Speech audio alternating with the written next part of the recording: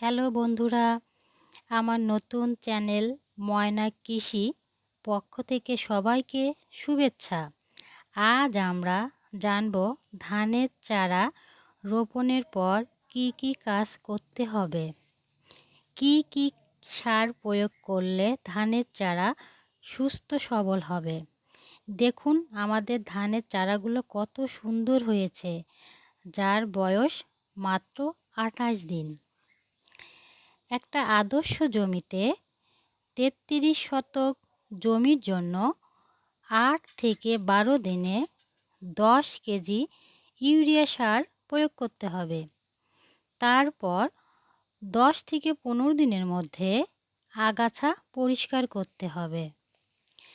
তারপর 25 থেকে 30 দিনের মধ্যে ইউরিয়া সার 5 থেকে 7 কেজি দিতে হবে ও এমওপি সার 10 থেকে 15 কেজি দিতে হবে।